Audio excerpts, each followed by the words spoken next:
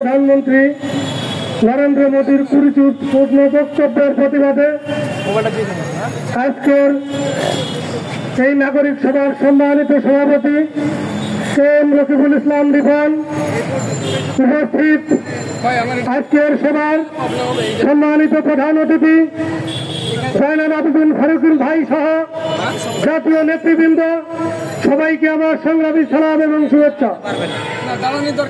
বন্ধুরা, 1947 সাল থেকে ভারত আমাদের বাংলাদেশ নিয়ে বিভিন্ন ধরনের চক্রান্ত করতে চলে আসছিল। তারই ধারাবাহিকতায় 1971 সালে শেখ মুজিবকে দিয়ে এই দেশকে করদ রাজ্য করার চেষ্টা করেছিল। বন্ধুরা, এদেশের জনগণ সেটি মানে নেয়নি।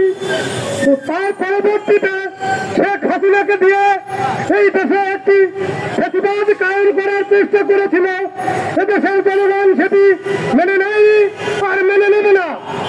1971 সালের যে স্বাধীনতার অর্জন, এটা শুধু বাংলাদেশের 30 লক্ষ শহীদের রক্তের বিনিময়।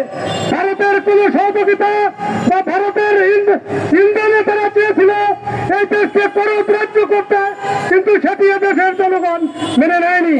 অতএব মোদীকে বলতে চাই, আপনি আপনার যে গুরুত্বপূর্ণ বক্তব্য দিয়েছেন, আপনার এই বক্তব্য প্রত্যাখ্যান করুন এবং জাতির কাছে ক্ষমা চাইতে হবে, নাহলে এই জাতি আপনাকে ছাড়বে না।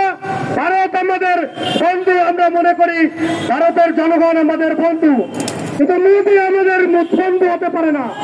তারা যদি হিন্দুত্ববাদ কায়েম করতে চায়, তারা বিভিন্ন জায়গায় বলে এটা নাকি হিন্দুদের আবাস ভূমি। আমি বলতে চাই, 1757 সাল পর্যন্ত ভারত ছিল মুসলমানদের ইতিহাস, ঐতিহ্য এবং স্থাপনায় ভর্তি। অতএব হিন্দুত্ববাদ কায়েম হবে, আমরা এটা চাই না। আমরা এখন দাবি করতে পারি ভারতের যত ঐতিহ্য আছে মুসলমানদের ঐতিহ্য। আপনারা হিন্দুত্ববাদী বাদ চান, আপনারা হিন্দুত্ববাদী বাদ দিয়ে মুসলমানদের ঐতিহ্য ফেরে বা মুসলমানদের কাতারে এসে দাঁড়ান। এই আশাবাদ রেখে আমি আমার সংক্ষিপ্ত বক্তব্য শেষ করছি। খোদা হাফেজ। বাংলাদেশ জিন্দাবাদ। সবাইকে ধন্যবাদ। আসসালামু আলাইকুম।